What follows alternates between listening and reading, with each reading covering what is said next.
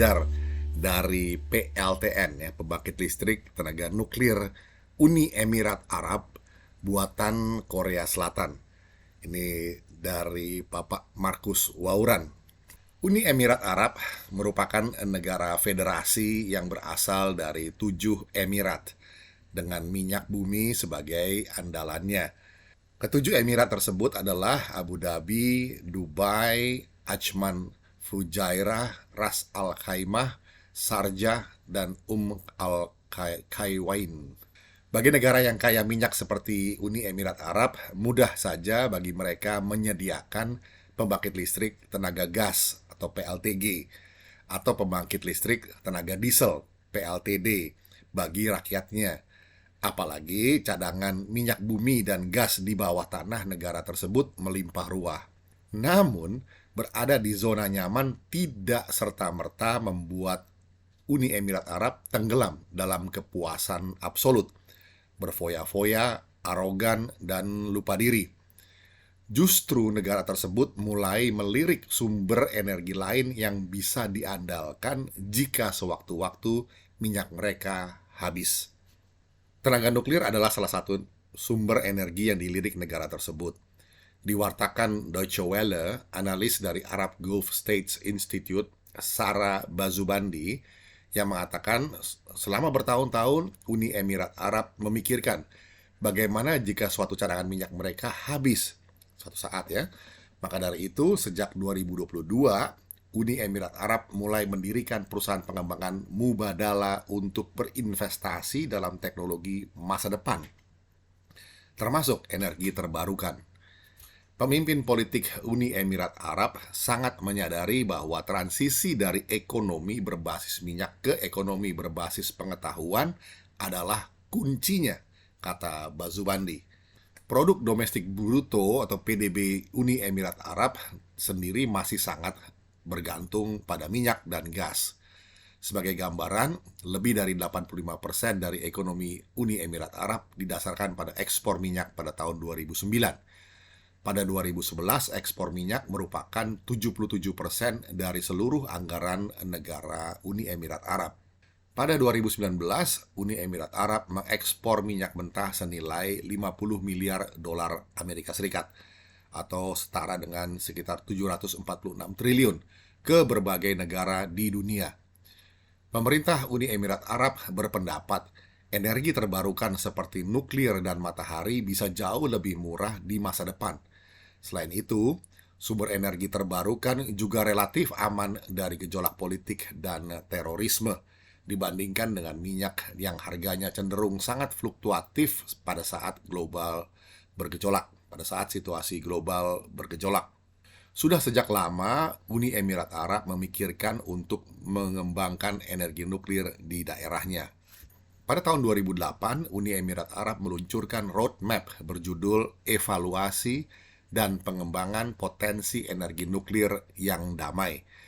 Roadmap tersebut menguraikan kebutuhan untuk mengembangkan sumber energi listrik tambahan untuk memenuhi proyeksi permintaan di masa depan dan mendukung pembangunan ekonomi yang berkelanjutan. Pada bulan Desember 2009, Emirates Nuclear Energy Corporation (ENEC) mengadakan koalisi yang dipimpin oleh Korea Electric Power Corporation atau KEPCO. Disepakati pembangunan 4 unit PLTN adalah buatan Korea Selatan dengan jenis APR dengan kapasitas 1.400 megawatt per unit dengan harga 20 juta US dollar. Setelah kesepakatan ini, pembangunan PLTN akhirnya dimulai pada 2012 dengan lokasi Barakah terletak di Abu Dhabi, dipilih sebagai tempat untuk membangun 4 reaktor nuklir APR 1400 berturut-turut, dengan unit pertama dijadwalkan mulai memasok listrik pada 2017. CEO Emirates Nuclear Energy Corporation (ENEC) Mohammed Al-Hamadi menjelaskan bahwa reaktor jenis APR dengan kapasitas 1.400 megawatt buatan Korea Selatan telah dikembangkan dan ditingkatkan oleh KEPCO selama 30 tahun terakhir. Maka Barakah yang terletak di Al-Dhafrah, Abu Dhabi dipilih sebagai lokasi untuk membangun 4 reaktor nuklir APR 1400 berturut-turut. dengan yang pertama dijadwalkan untuk mulai memasok listrik pada tahun 2017. Upacara peletakan batu pertama PLTN Unit 1 diadakan pada 14 Maret 2011, di mana Presiden Korea Lee Myung-bak ikut hadir. Pembangunan unit pertama dimulai pada tanggal 18 Juli 2012, lebih cepat dari tanggal yang dijadwalkan pada akhir tahun 2012. Hal ini terjadi meskipun banyak yang diperdebatkan setelah bencana nuklir Fukushima Daiichi. Pada Mei 2013, konstruksi dimulai pada unit kedua, yang kemudian diharapkan memakan waktu 5 tahun. Beton terakhir keselamatan pertama dituang untuk unit 3 pada September 2014. Unit keempat mulai dibangun pada September 2015. Hasilnya, PLTN Unit 1 memiliki izin operasi pada tanggal 1 Agustus 2020.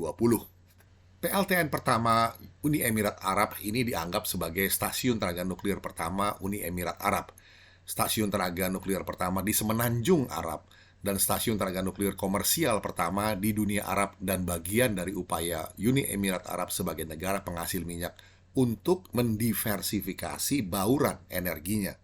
PLTN Unit 1 ini beroperasi secara komersial pada tanggal 6 April 2021. PLTN Unit 1 ini sempat mandek karena Uni Emirat Arab memutuskan membangun fondasi industri nuklir dari nol. PLTN Unit 2 mendapat izin operasi pada tanggal 10 Maret 2021, dan izin operasi secara komersial terhubung ke jaringan listrik artinya pada tanggal 14 September 2021. Sedangkan unit 3 dan keempat masih dalam proses penyelesaian untuk kemudian bisa beroperasi. Keempat unit reaktor tersebut rencananya akan memiliki kapasitas terpasang 5.600 MW. Ketika beroperasi penuh, 4 unit PLTN ini akan memasok 25% kebutuhan listrik Uni Emirat Arab. Jika keempat reaktor dioperasikan secara penuh, maka akan mencegah pelepasan 21 juta ton emisi karbon setiap tahun. Jumlah emisi tersebut setara dengan menghilangkan 3,2 juta mobil dari jalan raya setiap tahun. Sejak awal program PLTN Barakah dicanangkan, Uni Emirat Arab telah melatih dan mensertifikasi warga rakyatnya untuk memastikan mereka bisa mengoperasikan PLTN Barakah selama 60 tahun ke depan.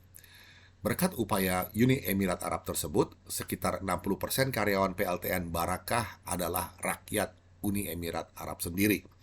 Pembangunan PLTN ini merupakan salah satu upaya Uni Emirat Arab melepaskan ketergantungan akan minyak dan gas sebagai sumber energi nasional. Demikian pernyataan dari Mohammed Al-Hamadi, CEO dari Emirates Nuclear Energy Corporation. Nah, dampak terhadap lingkungan. Mariam bin Mohammed Al-Meiri, Menteri Perubahan Iklim dan Lingkungan Hidup, mengomentari bahwa pembangunan PLTN di Uni Emirat Arab adalah sebagai upaya Uni Emirat Arab dalam mengatasi perubahan iklim dan mempromosikan pembangunan ekonomi berkelanjutan saat negara tersebut merayakan tonggak baru dalam mendukung target Net Zero 2050. Terkait dengan 4 unit PLTN UEA buatan Korsel ini, Presiden Korea Selatan Yoon Suk Yeol pada upacara pembukaan Abu Dhabi Sustainability Week 16 Januari 2023 di Abu Dhabi mengatakan, jika kedua negara kita bergabung dalam upaya pengembangan energi bersih, itu tidak hanya akan meningkatkan keamanan energi kedua negara kita, tetapi juga akan berkontribusi pada stabilitas pasar energi global. Sebagai catatan, Korea Selatan sangat tekun dalam upaya pengembangan dan penguasaannya terhadap industri PLTN, sehingga mampu menjadi salah satu vendor atau produsen reaktor nuklir jenis PWR, Pressurized Water Reactor, mampu bersaing dengan Jepang dan Cina. Sekedar catatan sejarah, memasuki abad ke-21, Korea Selatan telah menjadi salah satu macan Asia setelah berhasil melewati krisis ekonomi yang melanda Asia pada akhir tahun 1990-an. Pertumbuhan ekonomi Korea Selatan sangat spektakuler. Salah satu faktor pendukung kemajuan ekonomi Korea Selatan yang begitu fantastis adalah karena kebijakan energinya. Korsel adalah negara yang miskin sumber daya energi fosil. Nah, bertolak dari kenyataan ini, maka pemerintah Korea Selatan menerapkan atau menetapkan kebijakan energi yang bertumpu pada 4 pokok utama, yaitu: satu, Korea Selatan sangat bergantung pada impor energi, khususnya minyak. Karena itu, tujuan utama dari kebijakan energi ialah bagaimana memperbaiki pengamanan energi dalam negeri.